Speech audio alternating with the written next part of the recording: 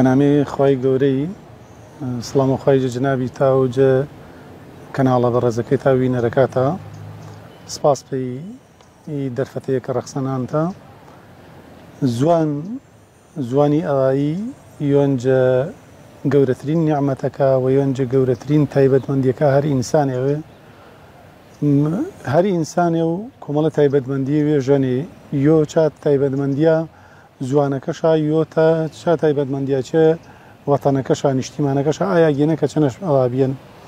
ئی دووەچێەوەی چە زوانیش و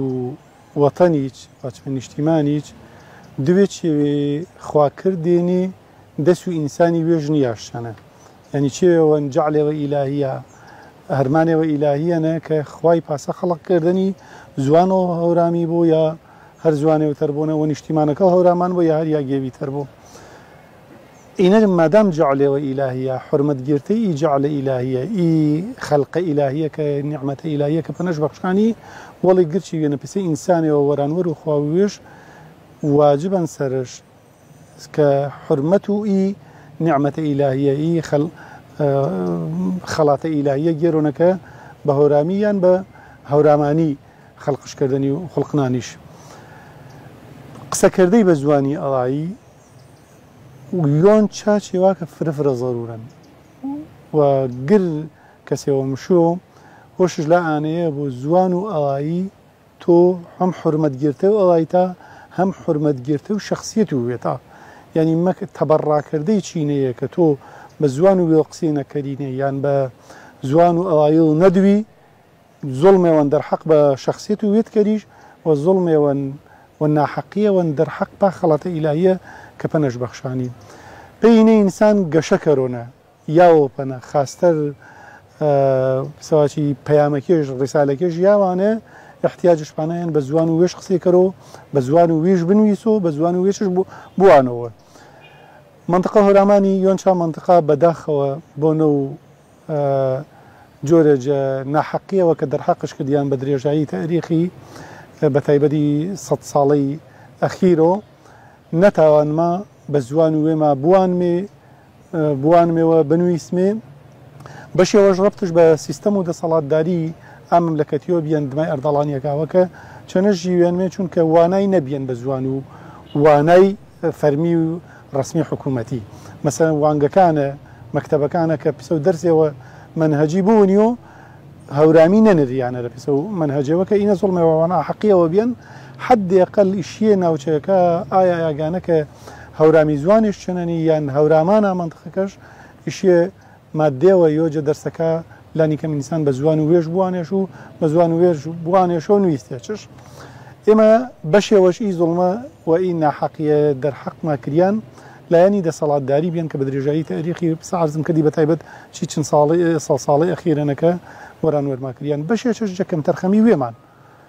هەورامی زوانەکی یان هەورامی زانەکی چونکە بڕێ کەسێش ماهانێ ئەسڵە نوێش هەورامی زوان نییە بەس هەورامی زانێ عالە هەورامی دۆستێەوە عالیچە نەتاوانمان نەفرقسی ئاست و قسەکردەی نەمەنەن بەس ئاست و نوویستەی و وانایۆنە نەتاوان مافرە هەرمانە شتەرکردنێ ئەگەر چی چند ساڵێوەن یاگی پەنەزانای و یاگی ئێژانەی تایبەتیە کۆمەڵی هەوڵی هەنی پێیانەی کە بوان بنويسمي قسيش بنكر من هورامي وكمال هولة ترجبيني بتايبت هورامانو طرفو إيرانيو دقاكي آقي خلقكو آقي كشي اهتمامي زياتر جاي مشاهدان جا هورامانو ديمو عراقيو بنويستي وبكتيبو بترجمة كردي إيمج چند صالة وان قوناغي وبريانو بسفاس بي خواي ودزوشي بي قردو آنيشا كا بجورة جوركا هول شادان كا إي زوانية إي كولتور وفرهنجية باريزناو اهتمام بزوانكي شادا والتاوى قسيش فنكرا وبالو آني شنمشون بقديمة وهول وتقالاي آني ديبي كا زوانكا بو بزوانية وحكومي فرمي ودلي وانغا كان حد يقل وانغا كان منطقو هورامانيا نونيو واشمي سنورو باريزغا وحلب جينا بتايبت هندي مكتبي كريا بنموزجي وكا بهورامی چنشاونی و هنده درسی اگر گرد و درسکایش نبو قناغی یکمن هنگام یکمن کریو برج درسکا به هورامی بونیو زاولکی ما وێما تاومێ بنویسمێ بوانمێ و قسەشتش پە نەکەرمێنە یۆچە هەرمانە فرەگرنگا کە زەرورە ئانەنە کە قەڵەم بەدەستەکێ ئەنی کە توانە و نویستەی شاهان ئەدیب و زوانزانەکێ و ڕۆشنویرەکێ کەسایەتیەکێ ئانی کە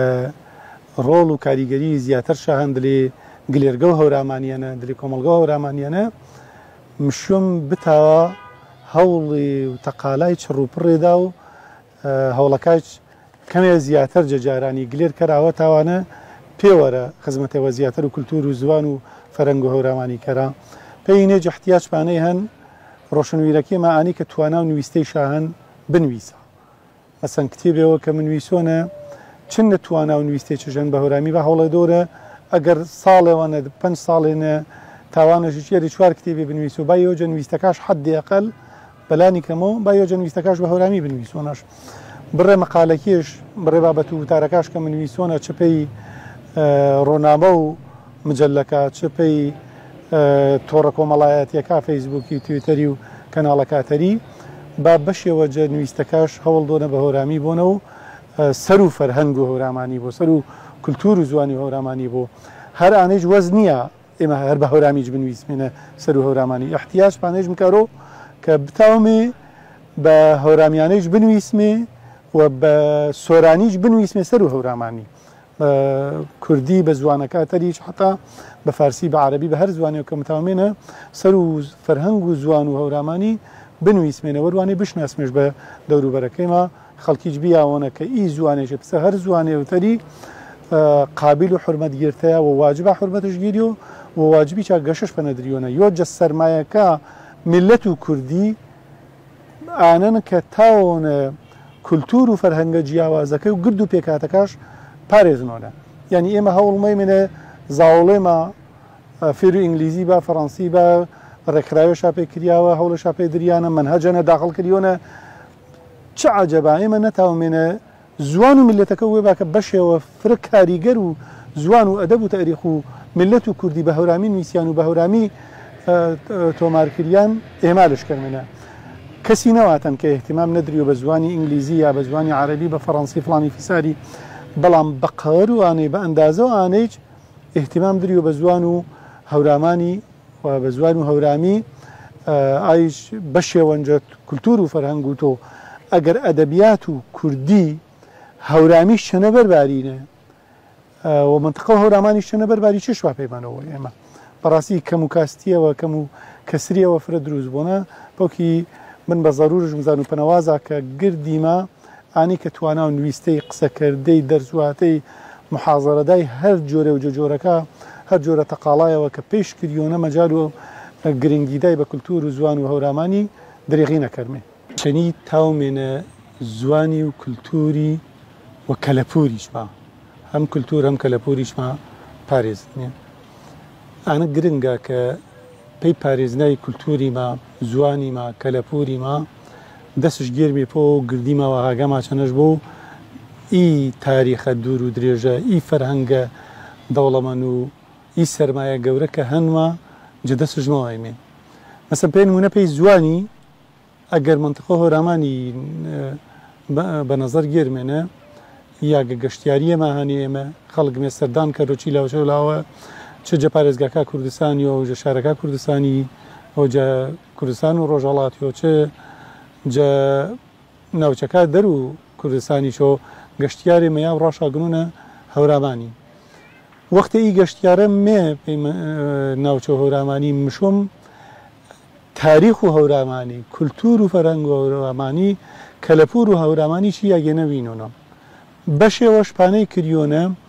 زوانەکەی ماپارێزنێ و بە هەورامی قسەی کەرمێنە و هەوڵمەمێ حتا هەر گەشتیارێ و کە ڕاژگنۆنە هەورامانەگەر فێر و دوێ و شایشماکردن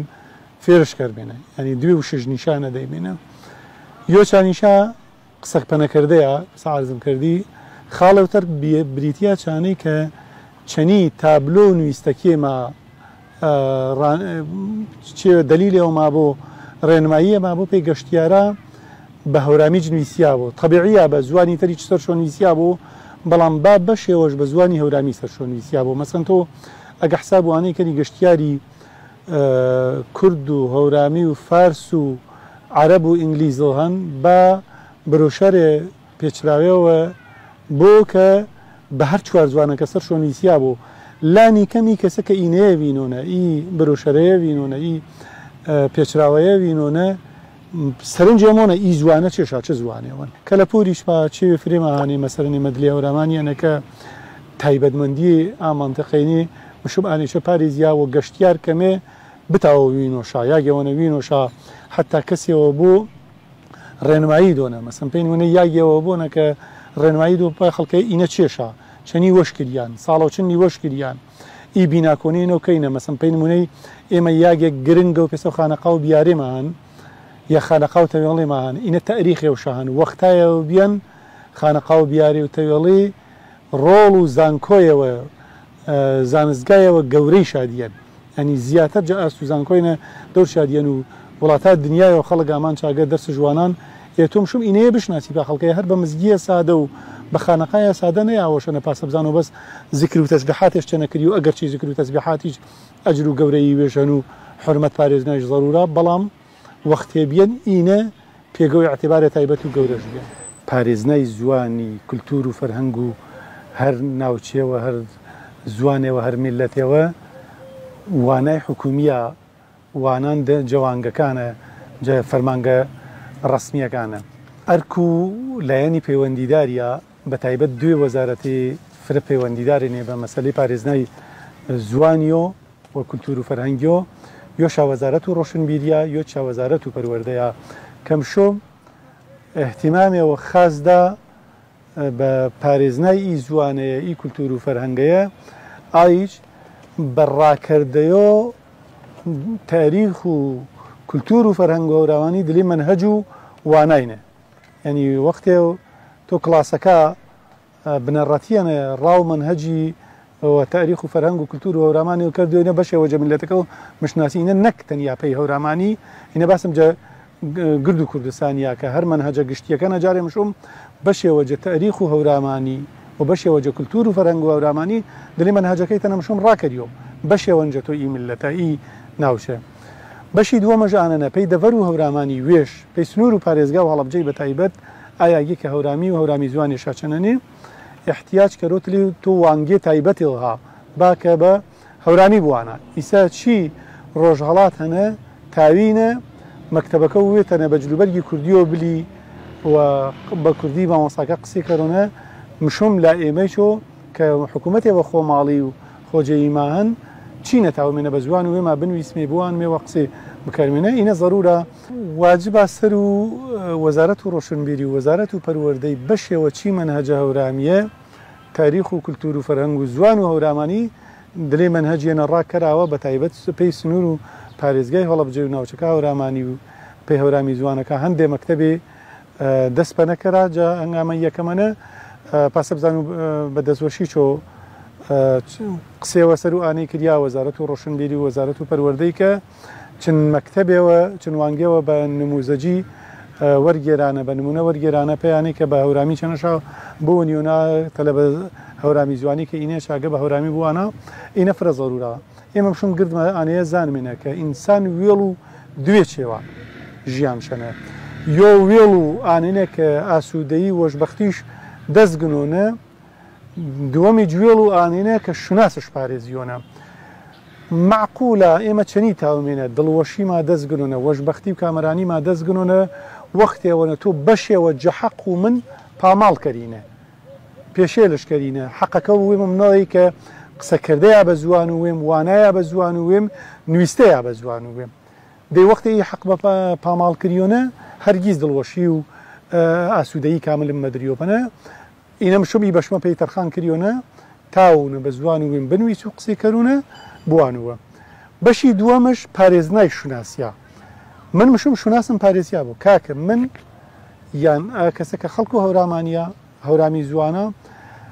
بەشێوە شوناس و پێکاتە و کەسایەتی ئێمە هەورامی بیە و هەورامانی بیە تۆ مەکردیۆنە ئی حەقمەچەنە زەوتکەرینە و پاماڵشکەری مشوم ئی حەقمە دەیپەنە بە حەقەکەی مشوم ڕام دەیپەنە کە مەمارەسەش کەرونە ئی حەقەم مەبۆ پاماڵ کردیۆ مەبۆ شاریەوە مەبۆ مەمنوع کردیۆنەجە خاوەن و حەقەکەی مشۆ دریۆشوەنە پێسەچەنی هەر ئینسانێەوە حەق و ئانەی ژەن بەندەکە ماف و مرۆڤیەنە و فڵان و فیسارەنە گرد و قانون و گرد و وڵاتێ بچەنە هەن کە گرکەس ماف و ئازادی وێژەنە ئێوە بەشێجە ئازادیەکە من بەشێجە ماف و شوناس و منی هەورامی و هەورامانی ئانەنە کە جغرافیا وێمەنەژی و بە زوان و کولتور و فەرهەنگ و وێشم دوونە و بنویس و قسێ بکەرونە هەمێوارەنا کە گردی ماوە گرد و لایەنە پەیوەندیدارەکە هەر کەس معنیە هەوڵ و تەقاڵای دۆپەی هەرمانی بە تایبەت پسعازم کردی دێ کە وەزارەت و ڕۆشنبیری وەزارەت و پەروەردەی فرەک گرنگا پەیینەیە وەزارەت و ژینگەیچ پێی لایەنە ژینگەیەکەی فرەک گرنگا ژینگە هۆرامانی پارێزیۆنە و تێک نەدریۆنە ئاکە هینە تایبەتمەندیە و وێشکە هەنەش نەشاریەوە و نەکریۆ بە گیانەوە مۆدرن ئەرکو لە کەسایەتی ڕۆشنبیری و نووسەرەکەی چەند کاهێکی درێغی نەکەرا بە فەزڵ و خوای بە یارمەتی و دڵسۆزی کۆمەڵێ دڵسۆزا ئێمە چی ئاخرەوە هەڵ و تەقالایەوە بادان چەری کۆمەڵە دۆست و برادەر و ڕۆشنبیر و قەڵم بەست دەسا و کەسایەتی هاورامانی ڕێکخراوە مامەرزنانەرە بە هامکاری کەسایەتیە گەورە و پێسە و کاک دکتۆر یاسین هەورامی ڕێکخرا و یانێومانیانەرە بەنامێ یانە و ڕۆشنویری ژیرلاو هەورامانی کە بارەگای سەرەکیما بەردەن بیارەی شەڵا پیزویە دەست بەکاری بیمێ کە مەبەسی سەرەکیما پارێزنای شوناس و کولتور و زوان و ئەدەب و فەرهەنگ و هەورامانیە سپاس پێی شمێچکە ئیدەفەتتا ڕخستە بێن.